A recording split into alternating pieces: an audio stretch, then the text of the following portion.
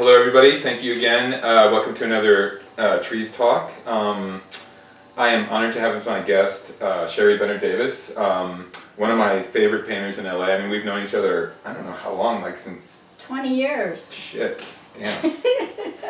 I remember having you over to my studio. You know, this has been one of those weeks, like literally today, it's like my kids were talking about their parents, and I'm fucking older than their parents, man, it's the worst. I made that reference earlier this week. Well, I've been teaching for 22 years, I guess longer than you've been alive. Yeah, man. Anyway, well, we'll talk about teaching maybe. So, thank you so much for being a guest, by the way. Pleasure. Thank you for having me. So, you know, I mean, it's interesting when you interview somebody that you know fairly well, and even I know your work well, but I mean, it is interesting when you get ready to think about talking to somebody, I do start to think about it in some ways that I didn't, and I actually realized that I think of you as being one of the people, I don't know if you'll like this or not, but hope so, but that actually holds the quality line up in man. LA. I'm not supposed to like that. No, I don't know. Some people might think that you never know how people are going to take stuff. But I always have thought of you as a painter who actually knows how to do shit, right? Thank you. It's a grand compliment. Well, I mean, I think you know that you know how to paint. I mean, you can admit that without being arrogant, right? I feel like I'm constantly in a battle to learn how to paint. Okay, I had a feeling you'd say that. Oh, so I guess it's not that I want to have a first question per se, but I guess one thing I am interested in is, on one hand, your work has very, like, one entrance into your work is the beauty and the craft of it, which I think is a really great way to invite people in. But it's funny because that's not the thing that I remember when I leave your work. It's like it has an interesting feeling to it, or calls to mind images and leaves that kind of impression.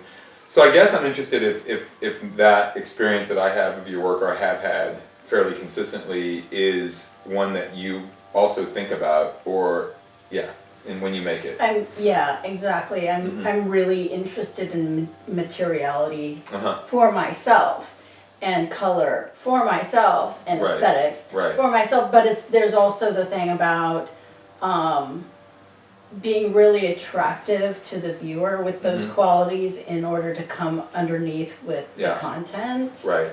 So that, you know, the best work for me is the work that has multiple layers, just like in literature or music or anything else. Yeah, and I know we've talked about this before, and it sounds, you know, it's interesting because when I talk to people about things like this, particularly the layering thing, it just sounds, whenever I talk to people, it's kind of like groupthink, where of course that's what we want in art, right? That sounds perfect, but I don't necessarily think that's a universal value, nor do I think it should be, by the way. I don't even think there should be, but it is kind of like when you're around your people, it's kind of like nice to talk to people who do share that, you know, because our work is super different from each other in many other ways, but I do think we kind of share that. There's an attention to the quality of the work, and how you're working with your materials.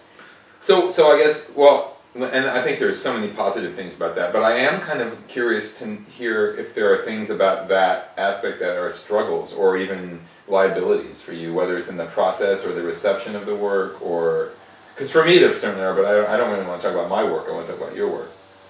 Well, I don't know about the reception. I mean, I'm making work for, you know, people who are into the kind of work that I make.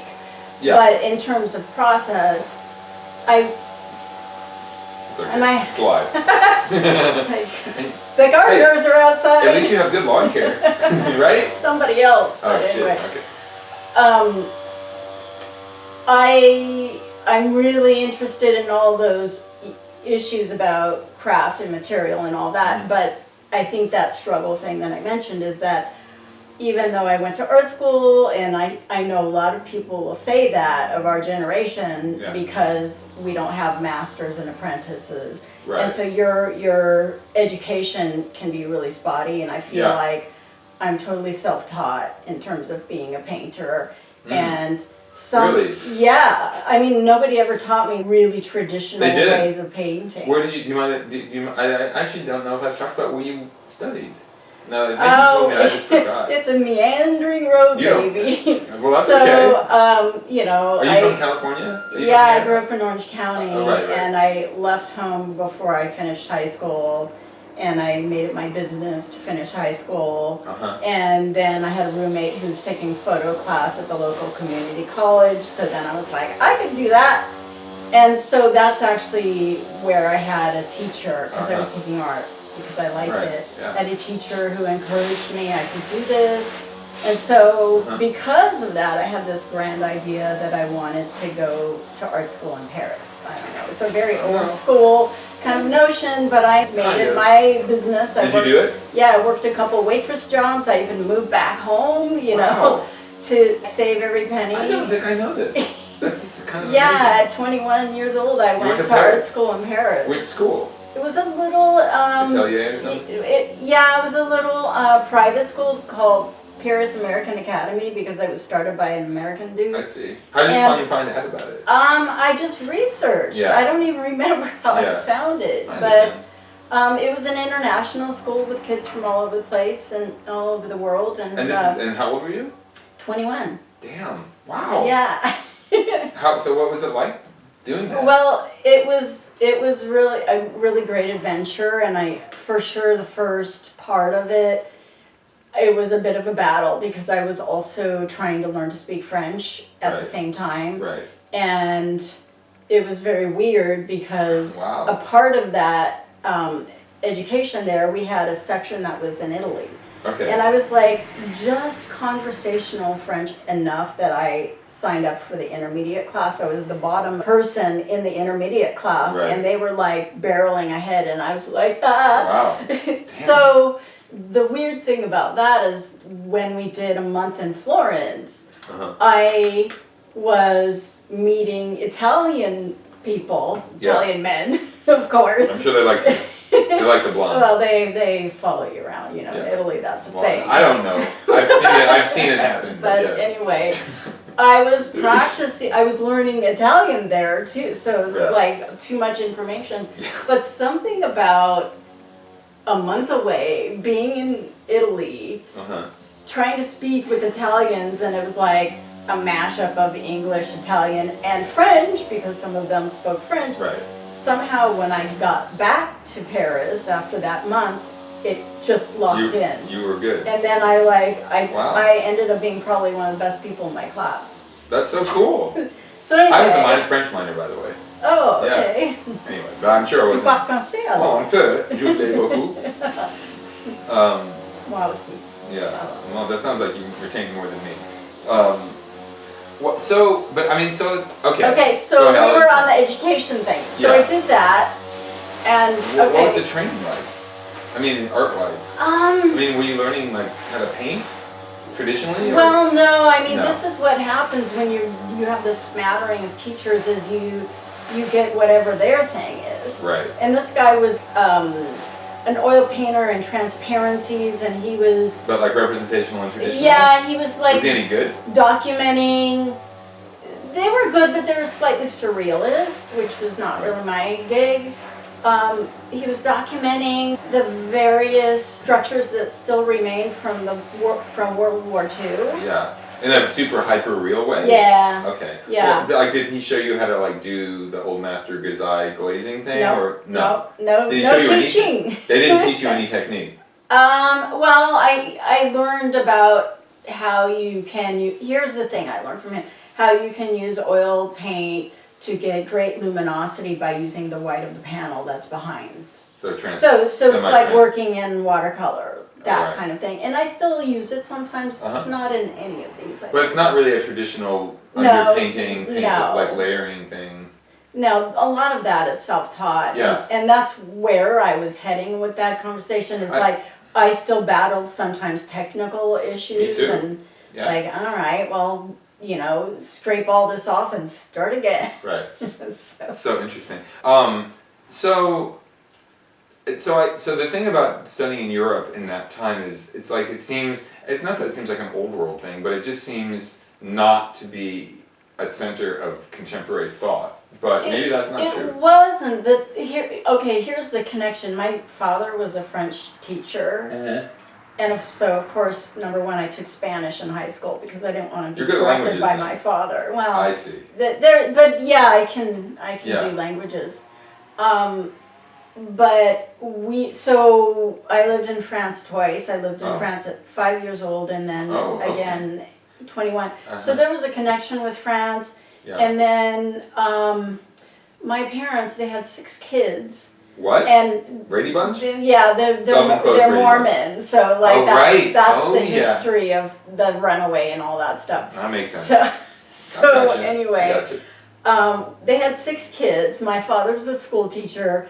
He was earning the entire income for 8 people. Wow. So Damn. so you know, but apparently my parents didn't think there were enough people in the house. We also had foreign exchange students come Really? stay in our house with us. So one of the last people who came, I'm blanking on her name right now, but she was French, Yeah. from Paris, and she was a foreign exchange student when she first stayed with us, and then later she became a stewardess. Mhm. She Yeah, came back, and this was when I was in community college, I think, and she said, well, why don't you? Uh-huh. And that put That the bug sparked you, in okay. me. So it was sort of a connection with the place, the Yeah. history of art there. Well, I was going to ask you, like, when you were in Florence, because my mom took me to Florence and Rome as a graduation present from high school when I was that's 17 cool. in 1984. And it really had I love Renaissance painting anyway. I mean, so being in Florence, and actually my favorite place was Arezzo, where Piero's fresco cycles and whatever. I mean, I love all that stuff. But I was wondering, because as you were telling the story, I was looking at these paintings, and one of the things, it makes me think, your work actually, now I didn't realize it makes me think of Botticelli. In an interesting way, but kind of. And your work is really lively, but it is also kind of quiet, the way Florentine work is. I love that about it. It's not boring quiet, but it's kind of, chill is not the right word either. I'm not sure what word it is. It's very beautiful. It's like music that is rich, but it doesn't ruffle your nerves. What a beautiful thing to say. Is it? Thank you. Okay. Well, I'm not trying to compliment you. I'm just telling you. There's some work at times that was a little more like gut punch. No, sure, but I guess my question is, do you think being around, the European art history firsthand, particularly Uffizi, I mean that place is ridiculous. Yeah. Did it impress? At the time, did it mark you at all, or did you not really?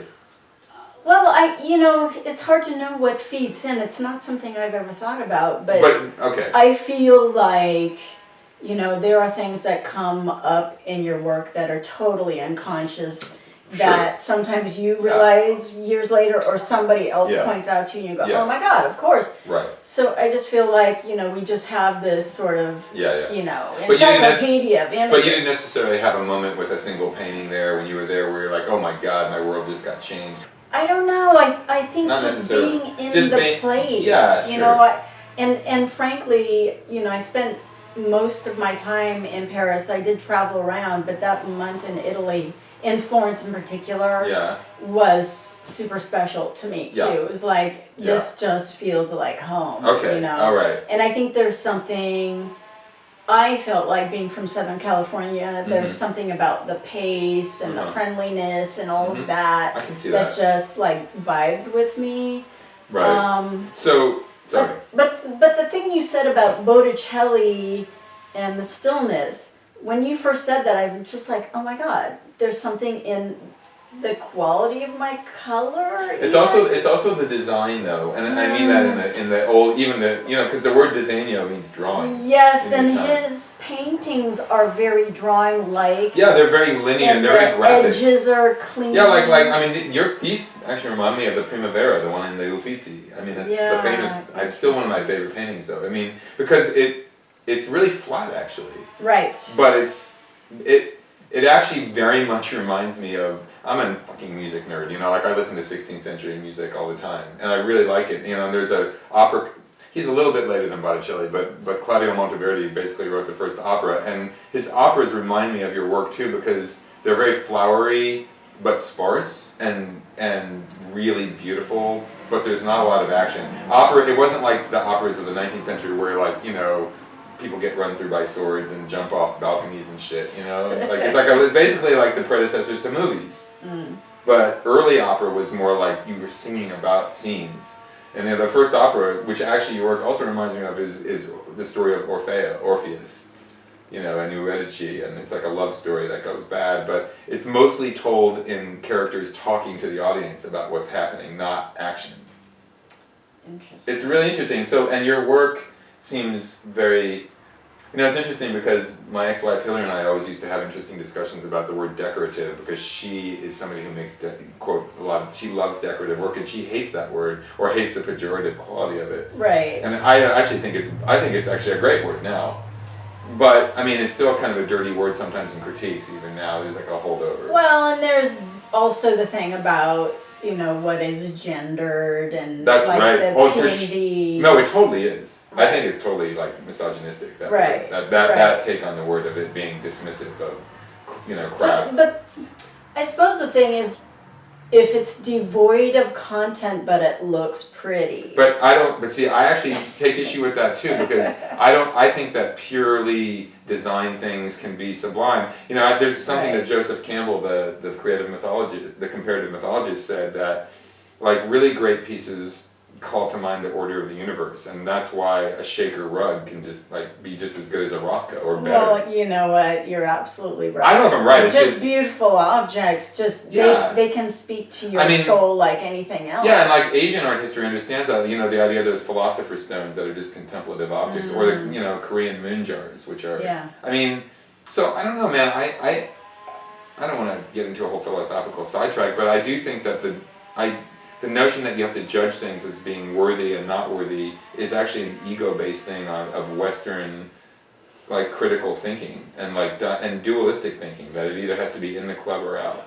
Although if you speak about Japanese art, they had such a high expectation of craftsmanship, that is true. Master. No, that's true. I agree. See, here's what I love about your work, aside from really liking it as work. I like the fact that when I look at it, it seems all completely authentically to come from your voice, and, like, there's no I don't think there's any affectation in your work at all, and that's why I think it's, I mean, the word sincere is actually not misplaced. It's, like, really is. Thank you. And that's really how I feel about it. Yeah. You know, sometimes you get posed the question about who are your references. I'm not looking at anybody else. I'm developing work in my slow, weird-ass way. Yeah. And going wherever it takes me. But don't you think you're, okay, well, and that's great. I mean, it also takes courage, I mean, for those young artists who might ever see this. I mean, you know, when I was in therapy, in my recovery program, somebody said something that is, like, really struck home with me, because I'd never heard it expressed, but it actually, one of the hardest things to actually do in life, not just in art, but is to actually do what you want to do. Because then you're forced to reconcile whether you fail or how much not if you're going to fail, but because it never looks as good as it does in your mind, right? So then you have to basically, like, use failure as a daily yardstick, which ain't easy, man. It's hard on the old ego. I have a manifesto on my wall. Oh, yeah? By Linda Day. Oh, I know who Linda is. Yeah. Linda Day, the painter? Yeah. Did she pass away? She passed away. I knew her. I liked her a lot. What does it say? I thought she wrote something about failing. Be a fool for love, be a fool for art, embarrass yourself in the studio on a daily basis. There's your failure. Yeah. Build it up, break it down, find it, lose it, find it again. Colors, flesh, black and white are bones. Remind yourself daily that real freedom exists in the studio and probably nowhere else. That's really true. That's a great manifesto. Yeah. Well, there you go. And it seems like you live, I mean, you're maybe one of the few artists that I know personally who seems to have figured that out as a young artist. That's pretty fucking cool, man. Don't you think? Well, you probably take it for granted. No, it's been such a battle, but it's like right. one's life history, you know, leaving how you were raised and then right. starting a life and then marrying back into that and having to leave it again. So it's like, how do you claw for what you want to be in the world, Yeah. and it's Sure. been a battle, but it does make fodder for like, you know, you can be what everybody else says, or you can be happy and do this thing about which there's no guarantee. Yeah. But you know, I was thinking when you were talking about that, I started this botanical thing a number of years ago, and at the time there was another LA artist who was making work that was kind of similar to what was sort of in my gut. Yeah, yeah. And I hesitated because I thought, that person's already making it, they're gonna say I'm copying her, but I wanted, and I just like started making the work that I wanted to make. Did you guys have a problem? No, my work developed a whole different direction. Her work developed a totally different direction. Yeah. We're totally friendly. She's constantly writing really, you know, wonderful That's really things cool. about everything I post. Do you mind mentioning that person? No, you don't want to. That's fine, you don't need to. So, technically, like, clearly you know how to do lots of things really well. Thank you. Technically, right? So, and then you can move on to the other things about your work, which, I mean, it's interesting that Wayne Thiebaud. So, speaking of work that might verge on yeah, that cast shadow right there. Well, but it doesn't feel anything like a Wayne Thiebaud. But what I mean is that, you know, Wayne Thiebaud was also a kind of iconoclastic guy who was like, was he a pop artist? Is he a lyrical artist? How can you have a pop lyrical artist, you know? Like, your work actually also makes me think, not content similar, but in terms of being a mashup, Lisa Yuskavage, who I really like her work. Interesting. I mean, so you're not really dealing with like hypersexual adolescence, but her work also has a sort of as a sweet and sour kind of thing going on, and your work is not so much like dark content, but it definitely it's the quietness in place of the darkness that I think is interesting. Anyway, but it has like a slow burn to it, you know, like the way these are rendered against that super flat is, in a way, it's kind of pop, but then it feels old master-ish too. It's very interesting. It kind of has a warmth to it, even though it kind of has a cold exterior. It's got some layers, as you said. Right. And then this super flat palette knife. I mean, which could seem overly strategic in the hands of another artist, but actually doesn't in your hands for some reason. Which I actually don't even know why, but I can feel it. Probably because it's not premeditated and I figure it out as I go. Like, this is the quality of Mark that wants to be here. It's that sort of authentic thing, you know, they talk about the dialogue. Like, I mean, there's a certain formula to this group of paintings where it's like sort of a surreal, sort of landscapey, but it's also just a hard edge flat background. But those formulas are actually deeply meaningful, and that's another thing that I realized that I called bullshit on art school, where anything formulaic was always discouraged when I was in grad school. So we should talk about your show. You have a show up right now, and I saw it. It looks really beautiful. It's a different context than the typical old school brick and mortar thing, but the work looks really fantastic, and it's done very well. I understand. The show. Oh yeah, we sold some work got some press. And, so I'm interested maybe to hear a little bit about how you arrived at the group of pieces for the show, because it seems very tightly organized in a way, but not over tight, but it feels like a very single body of work for sure. So, you know, my work is sort of responsive to what's going on in the world, whether it be my personal experience or the broader context of politics and culture. Yeah. And a number of years ago, I started working with plants as a subject matter.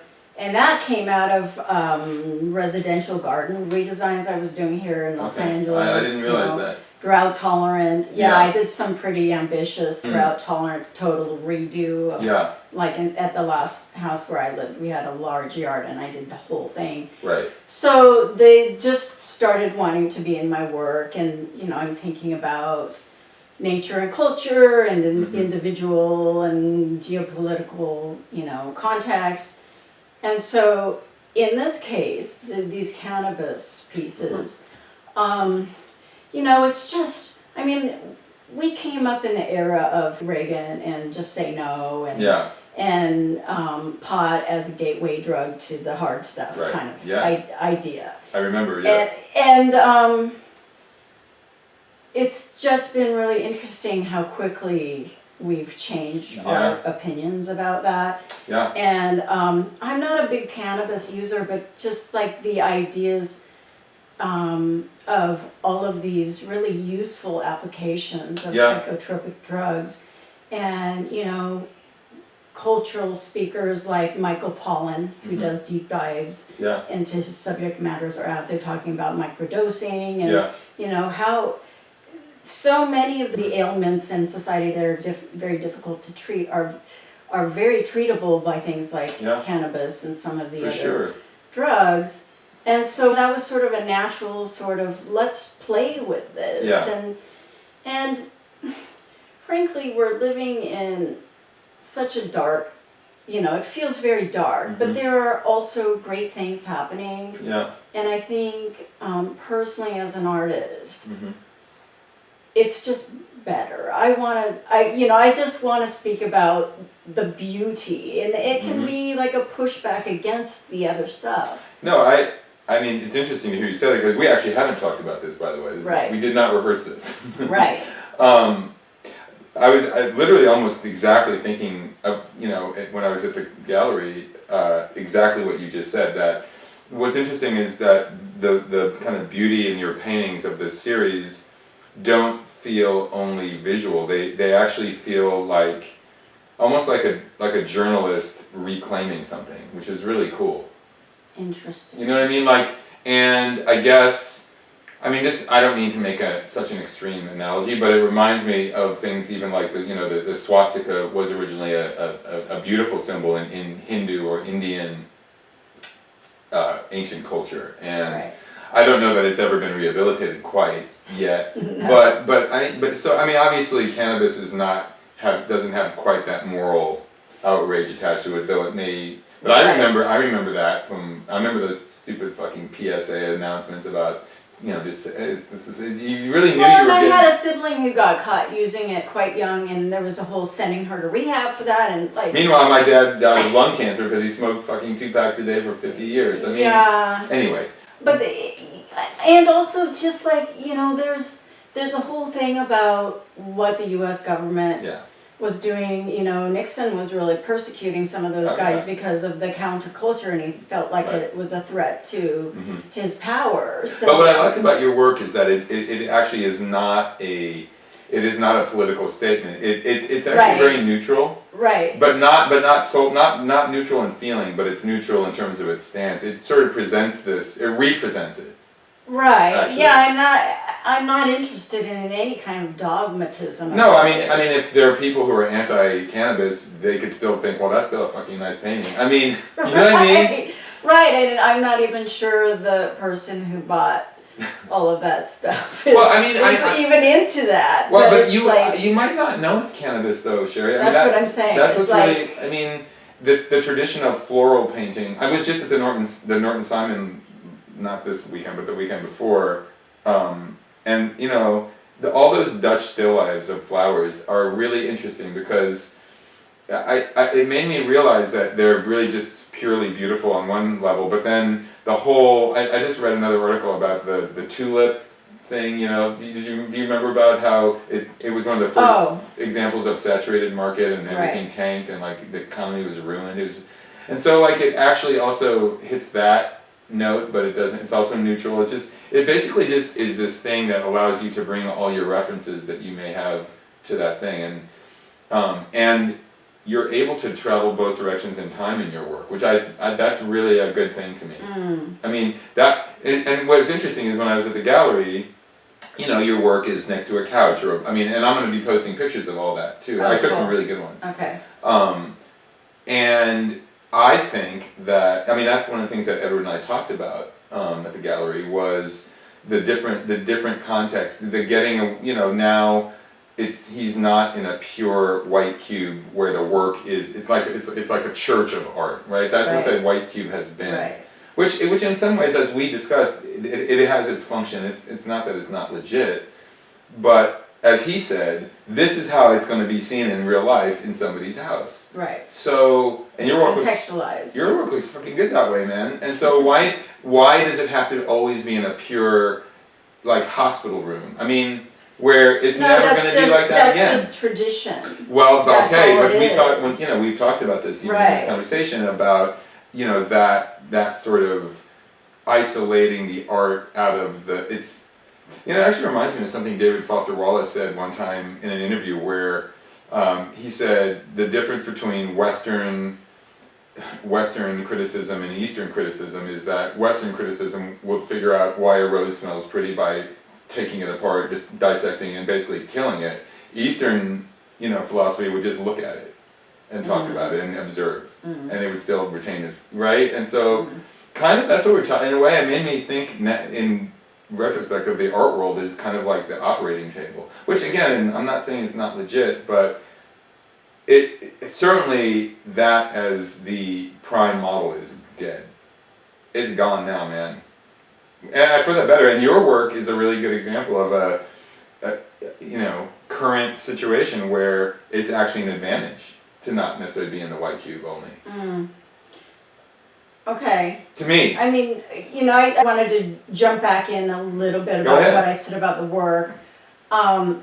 Yes, thank you. I mean, the context is lovely over there. Yeah. It's at the Pacific Design Center for a couple more weeks. Yeah. Put my little plug in. Edward Cella Art Architecture. And at Lavin? Thomas Lavin Thomas Showroom. Lavin Showroom. It's really nice. Third space. Floor, yeah. Third floor of the beautiful. PDC, yeah. So I just wanted to sort of come back around because I spoke of the sort of impetus of making this work. But you're right. I mean, it's not some sort of dogmatic statement about all of those things. That's just sort of my in. Yeah. So then I can start playing with all of the things that are of interest to me as a visual artist and especially a painter. Yeah. The things about color and form and the magical combination of all the things that will feed your soul in a way that's not about hammering anybody with anything. No, I mean all that context to me is just like a diving board or a springboard or something. Right. Like that. Well, am I interested in the world right now, and how do I want the to physicality of your paintings is the vehicle. That's what's cool about it. It's like that never ever gives up its primary spot to me. Well, there is, for me and for most artists, maybe not most, but that thing about how do you use materials to make meaning? Right. That's always part of the conversation. Right.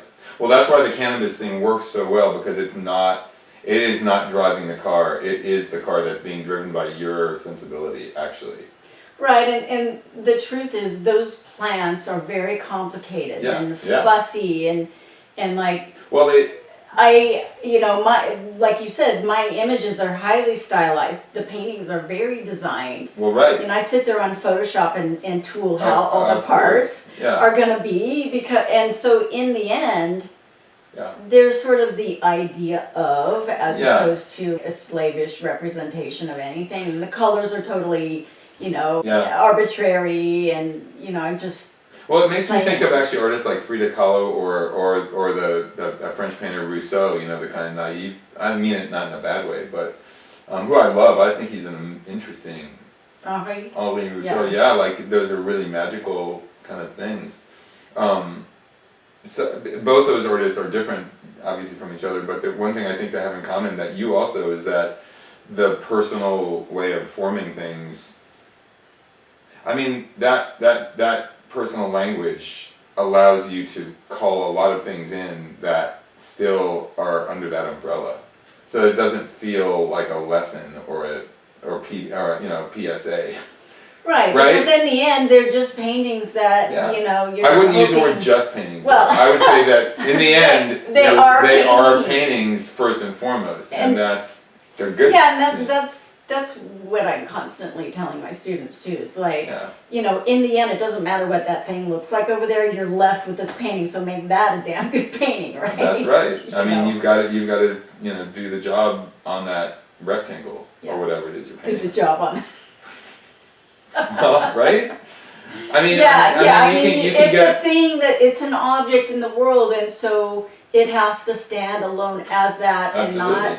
I mean, you don't. Yeah. Not supported by language, you know. Correct. Unless you make language part of the piece, which Right. you can do that, but you don't need to do it. I mean, you know, quite frankly, even after we talked about the Cannabis thing with you and with Edward, I when I say I don't care about it, I don't mean that. I do care about it, kind of, but I kind of don't, because I was thinking when I was in the gallery that, oh yeah, this makes me think of Tibetan mandalas, you know, and like it has nothing to do with that, except that it does, because it's kind of spiritually transformative. And obviously cannabis and substances like that are also have been deeply part of like a shamanistic, you know. Right, and there's all that I'm whole actually making nods to some Right. of those things. I in think the you work. are. Yeah. And so that is also, I think, part of the rehabilitation of the rep of, for lack of a better word, drugs. I don't even really like that word, but right. I mean, the moralistic attachment, that it's bad for humanity or culture is so. It's like the uptight Puritan, you know, beginnings of our country. Right. Which, Right. let's face it, are so based on like male neurotic dualism that it's like we could leave that shit behind. Controlling everyty to Well, right. I mean, conform to certain. and I'm not saying it's all bad. I mean, obviously there are traditions and whatever. We don't have to have a history lesson now, but I gotta go teach after this, so I'm getting in the mode. Anyway, I really appreciate the fact that your work communicates directly, but also has those layers that we've talked about. And to be able to do both of those things sounds kind of simple, but it's pretty hard fought in the studio. I mean, you're fighting. I can see you know, like when I talked to Tom LeDuc about that Zerberon still life, you know, in the Northern Simon, like he said something really great. He said that still life, you can tell he was willing to die for every like inch of painting. I love that. I mean, and it sounds a little cheesy at first, but when he says it, it's not, because I know what he means. Like I was looking at your, like the way you painted the leaves on that centerpiece that maybe was the first piece that sold or something, or the one that Edward said that's the piece that made me. First one that sold is gone. No, that's right, they're all gone. No, I think it was the piece that made him want to show the work. It's like it's a small one. It's a small one, but yeah. it's a fucking killer, man. Thank you. But yeah, I was looking at like every one of those little green leaves. I was like, oh shit, I know what that took. That wasn't fun. I mean, yeah, I am so into making this work, you know, sing in every freaking part. I will repaint the same painting as many times as well, you know the other thing I thought about. I mean, I don't know if this will make sense to you, but you know, both my parents were classical. My dad was not alive, but he was a classical violinist, and my mom's a pianist. But she was also has a degree in musicology from Columbia, so she's also studied a lot of, you know, the history and theory and composition, particularly classical. And I love classical music, and so we've had a lot of cool discussions. And I remember one time we were talking about, of all people, Mozart and or Bach, any of those great, like they're like the super amazing geniuses. And she said one of the things to her that makes them better than other composers, and she did use the word better, even though I don't like it, but I'll use it. One of the things that made those composers so much better is not that they made beautiful themes or even their orchestration. It's that if you think about the creation of the whole, let's say the first movement of a symphony, you have theme A and you have theme B, but how do you get from one to the other? And she said, she used the word connective tissue, which I think is a really cool word, and I use it when I teach. Like Mozart invents some little thing to get from this passage to this one, and it is in itself like an incredibly beautiful section, right? But it is still secondary. Like you wouldn't mistake it for the main theme. And then it's like the same thing I heard about Shakespeare. His minor characters are just as amazingly written as anybody. Like the two murderers in Macbeth. You know, they only have one line, but it's a fucking great line. Right. Well, so, I say that too with my students. Like the background is as important as the image itself. Yeah. It's everything. But I mean, your connective tissue is as good as anybody's. That's my point. Not to make it sound grossly anatomical, which you probably wouldn't mind actually. Anyway, so that I think as a technical or aesthetic kind of thing is, in the end, that's what pays the bills, I think, right? Yeah. And then the thing is, if you as the poet Borges said, if you actually do your job good enough, nobody notices. Like nobody bothers to thank you. You don't want them to. Yep. It's like, even though you really do want them. It's like the dancer who makes it look so easy. Yeah, man. You know, it should just be seamless. Yeah.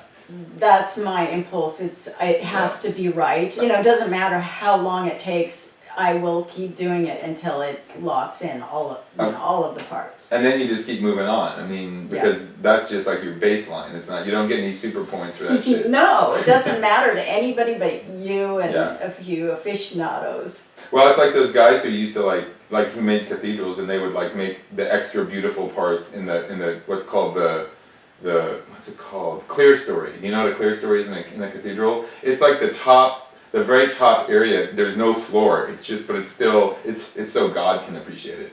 And that's where they put the good shit. Man. Right? That really gets right to the point. I'm into that. No, me too, man. But you ain't getting a good review in the LA Times for that. They ain't gonna see it. Up there inspecting. Anyway, it's a really beautiful show, Yeah. and I'm really happy I got to see it. Thank you. Thanks for coming. Oh, of course. Yeah. Anything you'd like to end on before we close it? Well, if you're in Los Angeles, come see my show. So why don't we explain exactly where it is and how long it's up? Okay, so the show is being presented by Edward Cella Art and Architecture, and he's partnering with Thomas Lavin Showroom in the Pacific Design Center in West Hollywood. On Melrose. In San Vicente. It's at the intersection of San Vicente. Is it Melrose? Yeah. Yeah, okay. I was thinking Santa Monica. Anyway. No. And it's up through March 25th, so there's like a couple weeks left. Yeah, it's well worth the trip. Okay, Monday through Friday. Okay. Okay. Thank you so much, Sherry. It was really great to talk to you. Thank you. Thank you guys for tuning in to another Trees Talk. This will be posted on YouTube, and clips of this will be posted on my Trees Instagram site. And we will see you next time on Trees Talk.